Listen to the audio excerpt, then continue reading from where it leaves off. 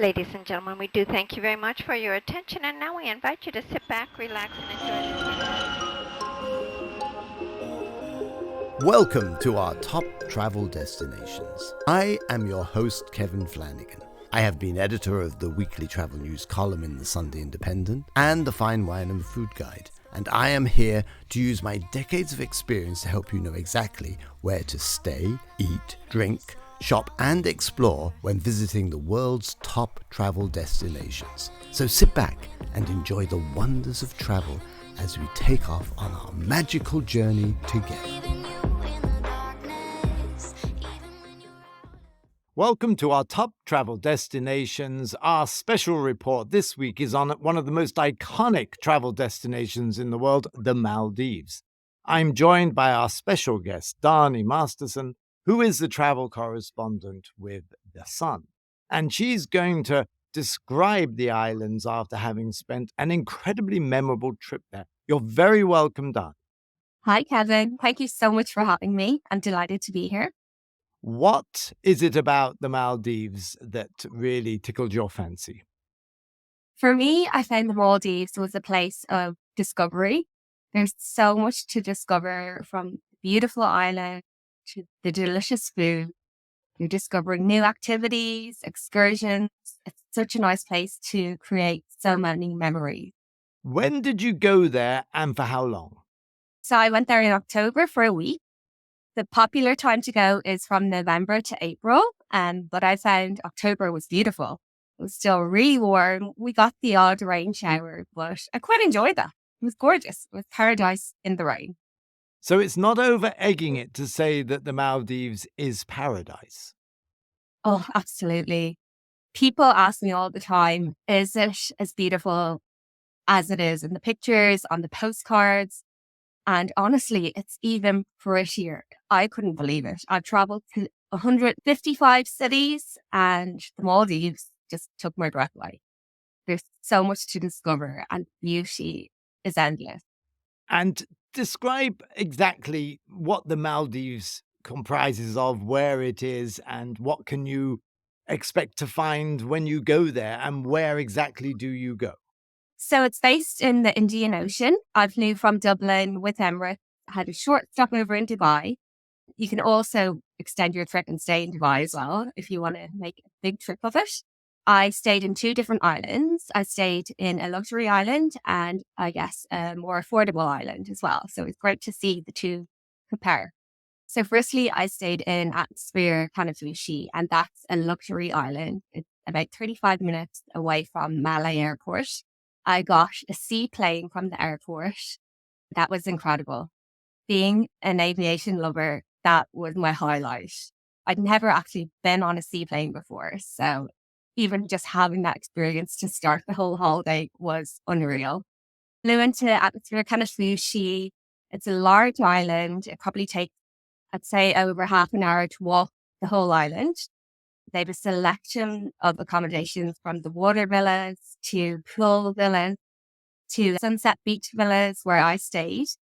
My villa was incredible. It opened up on the beach. And what I loved most about it was it had its own private outdoor bathroom, a large bathroom surrounded with walls and trees and shrubbery. So it was absolutely gorgeous. One of the best things about it was opening the door every morning and walking into that bathroom and being hit with that warm air. It was just incredible. Also in the room, they had so many different amenities. They had yogurt, sun cream, they had flip-flops, beach bags, and they had one thing I'd never seen before. They had a pillow menu. So you could order what type of pillow you wanted. So they really go above and beyond in Kanafushi. It was an incredible island. And then I stayed in a more affordable option called Blue Experience, and that's in Alafushi Island. And they do prices from £150, about €170, that would be per person at certain times of the year. So it's very affordable, but it's also inclusive. So you still get all your meals, all your alcohol, a selection of entertainment and everything included. So you're still getting the full-on Maldives experience at a more affordable price. And of course, they have the water villas, they have ocean view room, They have beach villas, which I stayed in. So they have such a large selection.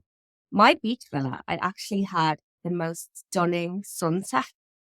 And I don't know what it was. I don't know if it was just the location of the island, but I'd never seen a sunset like I did before in that location. And so that was a real highlight for me.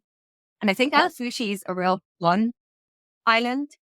What was it about the sunsets that really struck you, Dani? For me, you always see pictures of sunsets and all the colors and even photographs. You'd assume they're edited a bit, but you wouldn't even dare editing any of the photos you take in the Maldives.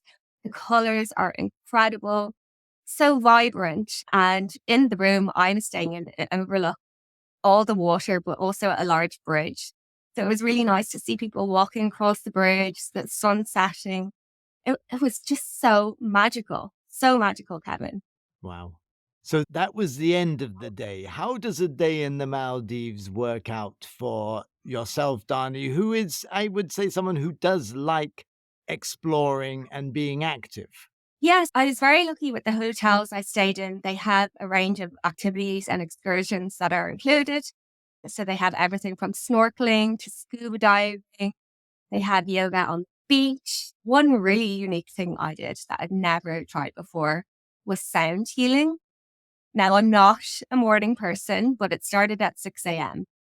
And I went out to the beach, relaxed, listened to all the sounds. But then you had the sounds of the sea, birds. It was just such a unique, magical experience. So something I'd never kind of choose to try. But now, if I had that opportunity again, I will go for it. It was such an invigorating way to start my day as well. So it was so unique.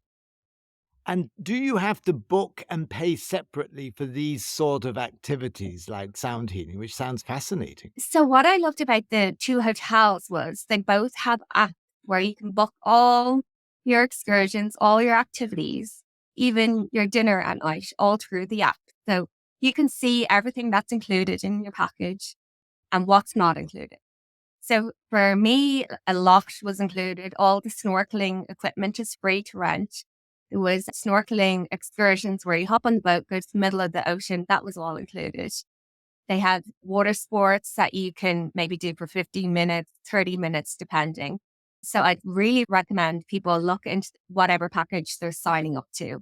But the apps were so impressive because they'll tell you exactly what's included. If you do want to try something extra, how much it will cost. And all you have to do is click it through the app. You don't have to think about going to reception, ringing up and trying to book things. So I was well impressed with that. Tell me about the sound healing, because I know a lot of people nowadays, post-pandemic, are very interested in self-care. Tell me how the session worked and what you got out of it, and just describe the scene, if you can, for our listeners. Well, to be honest, Kevin, I didn't know anything about it. I just knew I had to be up really early for it. So I walked down to the beach, 6 a.m. They'd mats laid out, lay down on the mat. It was all very quiet. The sun slightly started coming up. It was still quite dark at that time. And he had a selection of different kind of bowls. We lay down with our heads back to him so we couldn't watch, but our eyes were closed. So all you're focusing on is sound and then I guess smells around you. So it was just such a unique experience. I'd never even think of trying. And what was the temperature like, and what did you wear? Oh, it was hot, very hot. But like I said, I went in October, so we did get the odd rain shower, which was quite nice and quite refreshing. It is a Muslim country, and they do say to keep that in mind at certain resorts, but you can still wear your bikinis with like a shawl over. Me, I love heels. I packed a pair of heels that I never wore. I lived in flip-flops. When you get up in the early morning, what sort of temperature were you enjoying? And when you lay down to do your sound healing, what did you wear? And what other sort of people were there? And how long did it go on for? For the sound healing, I think I just wore leggings and a yoga top and no shoes or anything like that. It wasn't too warm because it was quite early. It was 6 a.m. So it was a nice temperature. And I was with 5 others doing it. So it was quite intimate, but you felt like you were transported to another world. You forgot about the people around you. Wow. And what sort of people were in the hotels? What were the other guests? And what can you expect from other people in the Maldives? Well, for me, when I think of the Maldives, I used to always think like honeymoon couples. I was like, oh my God, am I going to be there without my husband? I was shocked. There was so many families, groups of friends, solo travelers as well. And I think all the two hotels I stayed in anyway accommodate for that. They have lots of entertainment that you can go to on your own. As an only child, I don't mind doing things on my own, but it's nice to have that kind of interaction. So when you do see something you feel comfortable going to, you lap it up. In Oblu, Alafushi, they're a very family focused island. They invite friends and solo travelers, but then they have another part of the island that's adults only, and it's known as the Island of Love. So that's good for honeymoon couples as well. So to be honest, anyone and everyone can go there. It suits absolutely everyone. I was struck when I went to Cambodia last January. There were so many single women touring on their own, which was quite hardcore going to somewhere like Cambodia. You're not in the lap of luxury. It's got a very dark history. And I was really impressed. In the Maldives, which of course is a notch up as regards luxury, how do they treat solo travelers? And as a female solo traveler, what could you expect and what's the comfort level? Well, I found, first of all, they're so welcoming and they don't go out of their way to make you feel overwhelmed as well. We were greeted with smiles, like real genuine smiles. You get to know all the staff in the hotel. Even for me on my own, they have buggies going around the hotel to bring people around the resort.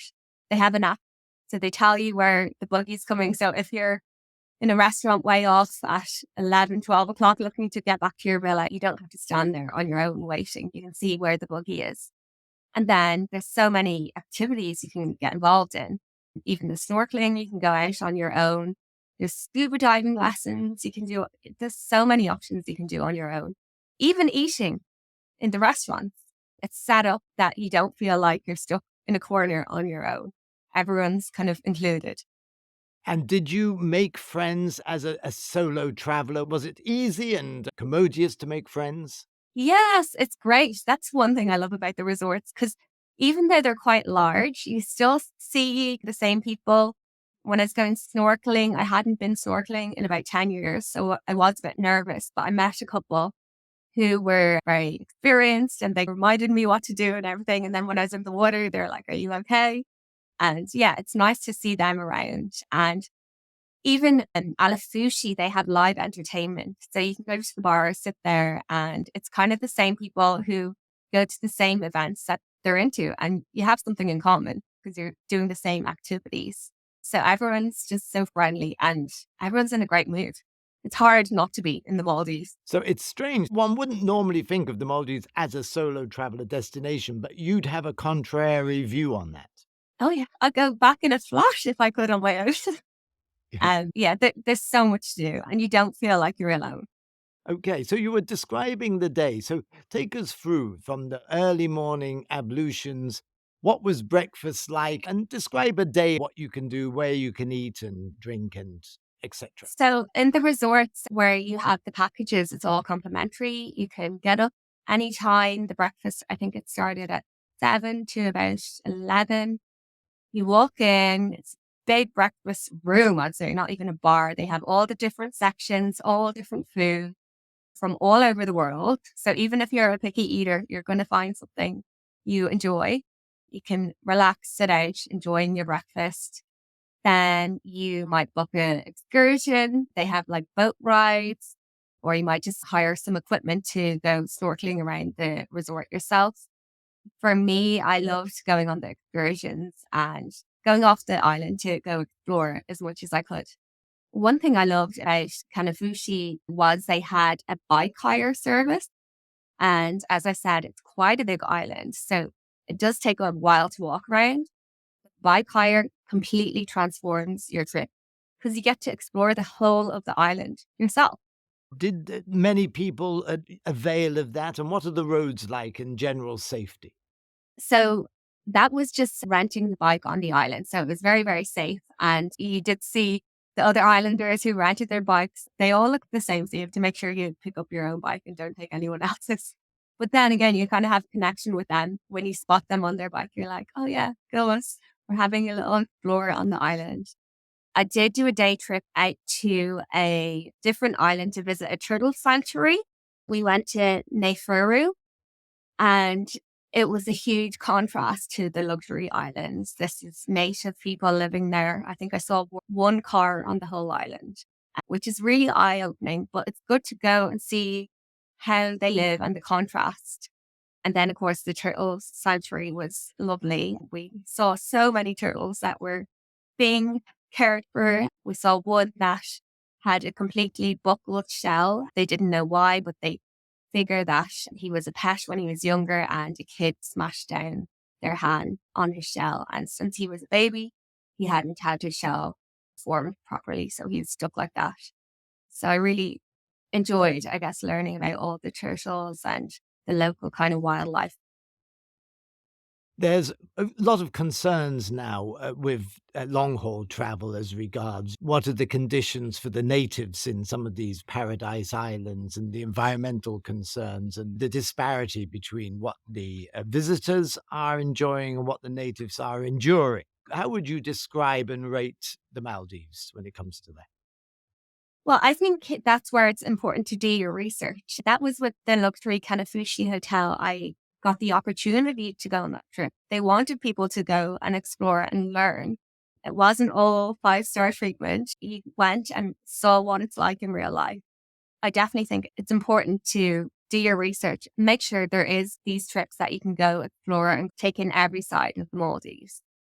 Then you really do appreciate in everything in life when you see the two sides of everything.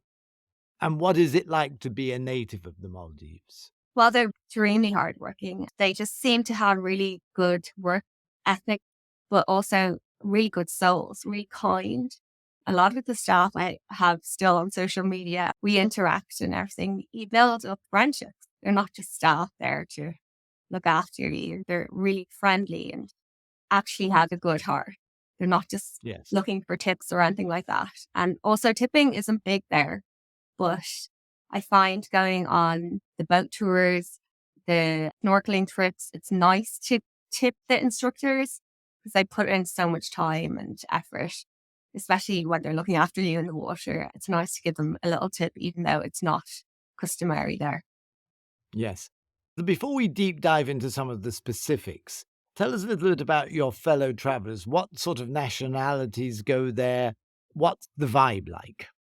So I've had people from all over the world, a lot of families, as I mentioned, people from America. I think everyone's just making the most of their time being in paradise.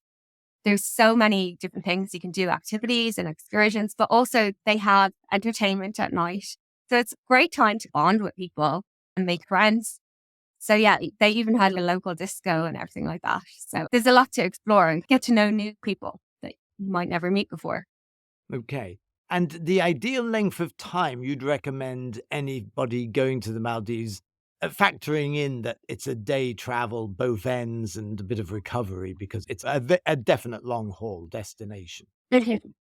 I would recommend 7 days. Other people say 5 to 7 days, but as you mentioned there, getting there is a long journey. If you can do a stop off somewhere just to extend the trip and make the most of it, definitely look at whatever resort you're going to and see how long it takes to get from the airport to there, whether it's a seaplane or a speedboat, factor that in. And the different resorts might have a schedule as well. So you might lose a couple of hours there, but as I said, the seaplane was another experience. The speedboat to Alafushi was another experience. So I didn't feel like I was missing out. Right, right. And we will put down all of these details, the names of the islands, the excursion, the links in our fact sheet that goes with this on the toptraveldestinations.com website. So you'll be able to follow that up if you wish to find out any of the things that Dani refers to. So let's deep dive into where you can stay if you go to the Maldives. What are your options? Is there such a thing as an Airbnb there if you're not going to go to a hotel or a villa rental? What do people do? There are Airbnb types in the city, but I think if you're going all the way to the Maldives, you have to do a resort somewhere. Like I mentioned, you can do it affordably. You don't have to go to a 5-star resort. There are options, so do your homework. It might be even worth just staying by the airport for one night and then going early in the morning to the resort. But there's plenty to do as long as you plan it properly and take into consideration the traveling time. What sort of length would you pre-book your activities when you go to the Maldives? Is it a year ahead, 3 months, 6 months? What's the ideal lead-in time to a destination like? I think it depends on where you're staying in the resort, but I could book activities, I think, up to a day before or even hours before. And then certain things like if I wanted to rent the snorkeling equipment, I could just go ahead. I wouldn't need to book in anything. So it does depend on the resort. And hotel accommodations, is there a high season when it's likely they could be sold out? So yeah, November to April is a popular time. They actually have a lot on for Christmas as well. So I think if you're thinking about a winter getaway during Christmas, to start looking now probably because it is popular. And any tips as to where to look for good deals when it comes to these resort type destinations? They're everywhere. Even booking.com, look at all the different rates and compare. One thing you should remember is you have to take into account tax there, and there's a service charge on everything. So you might look at a rate, it might seem doable, but you have to consider there's tax on top of that as well. So just keep that in mind when you're booking. And do you need visa or vaccinations? No visas, no vaccinations. The only thing I would say is look out for the mosquitoes. I'm a blood type 0, so apparently the mosquitoes love that. So I did get bitten a little bit, but as long as you have your repellent, you'll be good to go. Okay. So you'd recommend looking at the range of hotels that are on offer there. When it comes to places to eat, if you were eating in the hotel, obviously that's catered for as part of your package. Is there the facility or the opportunity or even the richness to eat local or eat outside of resorts? Yeah, so if you go on one of the excursions, the boat trips out to a local island, of course, that's why I always recommend going exploring rather than just staying on the resort. But also, when I was in Kanafushi, I was lucky enough to go to an annual food festival they have every year. It's called Just Veg. And the chef there, Chef Fabrizio, he got all his ingredients from the island. They were all from the island. So I'm eating locally without leaving the island as well. Wow, that's great. What is the menu and diet that you can expect if you wanted to taste the local produce? Well, fish there is huge because they've a large fishing industry. There's a lot of tuna. So if you see fish on the menu, definitely go for fish. But as I was mentioning there, for me, what really impressed me was the Just Veg restaurant in Kanafushi. I had incredible food that I'd never even think of putting together. For example, one dish I had was artichoke, nuts, truffle, and sour onion ice cream. Wow. When I read it on the menu, I didn't know what to expect. When I put it in my mouth and had it all together, it was unbelievable. An experience like I'll never forget. And I wanted more of it. So yeah, I kept on going back there to try these unique combinations, just looking out for something different that you're not used to eating, I guess. Wow. And it sounds a healthy diet as well, if you're being particular. Yeah, I eat everything, meat, fish, everything. But I was really surprised with the Just Veg restaurant. It was something that really got me thinking about what I'm eating and different ways to kind of create my meals. Talking about the excursions, give us an overview of the sort of things that people can do. Say, if you're a family with a couple of young kids, all the way through to maybe the older cohort. What would you recommend trying out on your days of rest in the Maldives? Well, as I mentioned, I love the snorkeling trips, but I think it's great. You can rent the snorkel equipment before you go out on the boat. You can practice. In Kanafushi, they have a little area where you can practice in shallow water, learn how the equipment goes on your head, how to breathe and not to panic. So then when you go on the boat and jump into the middle of the ocean, you're not panicking. I think that's great for families, especially little ones. There was little kids with us, so brave, just jumping off the boat into the middle of the ocean and then just snorkeling around, looking at all the coral was unreal. I did see a shark, but he was a friendly shark. What other wildlife are you exposed to in the Maldives? We saw some stingrays. They were okay. They didn't sting anyone. There's loads of sea turtles. There's dolphins. You don't have to walk far at all. Just around the resort, you'll see so many different fish. And then the birds. Oh my gosh, some of the sounds of the birds I've never heard before in my life. It's really exotic. There's so much wildlife alive on all the islands. There's a lot of yoga workshops. In the two hotels I stayed in, they had yoga on the beach and also yoga in the pool. So that's quite nice just to take some time out and just be aware of your body and your breathing. For me, it's just going for a stroll as well, walking around the island, taking it all in. They're so gorgeous. You don't want to be missing anything. So for me, that was the most relaxing thing. It depends on what resort you go to now, but one unique thing that stuck out to me was in Kanafushi. I had the option of planting my own coconut tree.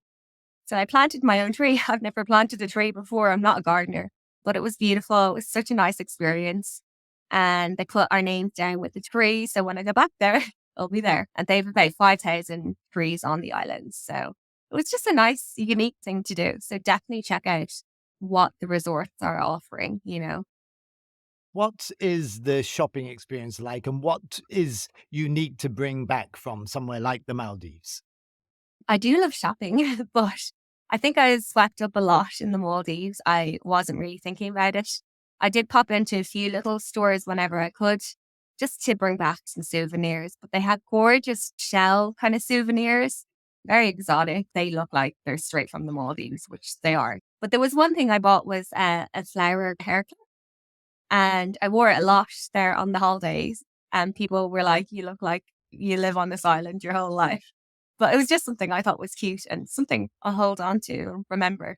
That's lovely. And if you want to go out and meet people, bars, what is the drinking culture like in the Maldives? So it is a Muslim country. You're not allowed to bring drink into it. So if you're in duty free in the airport, don't pick up a bottle to bring to the hotel. Do your research on where you're staying. Most of the hotels will have their own alcohol. The two I stayed in had mini bars that were stocked daily with wines, beers, everything. So just do your research and don't think about buying anything in duty free.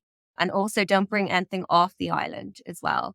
You have to stay where it came from. That's environmentally as regards the flora and the fauna. That's great. That's actually good to hear. Coming back to the experiences of the Maldives, any hidden gems that you discovered or you'd advise listeners if they're heading that way to try out? Well, all of it is a gem, to be honest. Every experience is so, so different and they'll stick in your head forever. You'll never forget them. For me, it was snorkeling. I did it twice in the two different islands.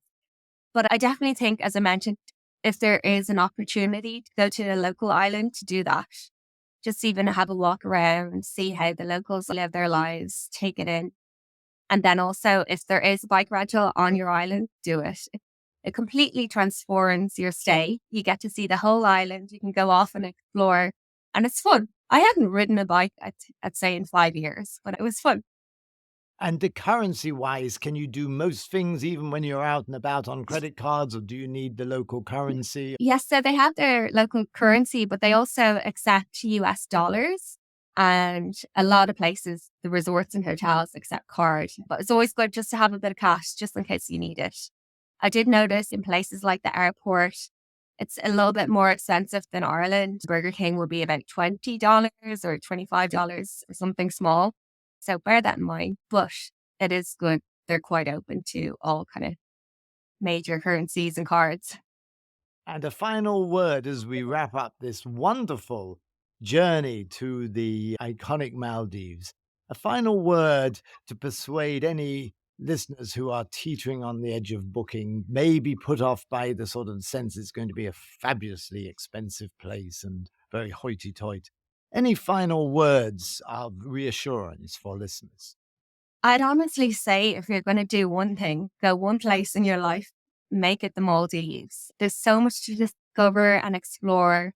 And you have so many different memories from eating to drinking to excursions to activities. And it's worth saving for. It is quite expensive in places, but if you do your research, it's possible to go.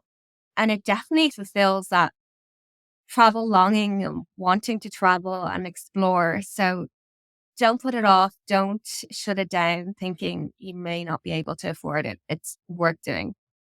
You've certainly whetted my appetite.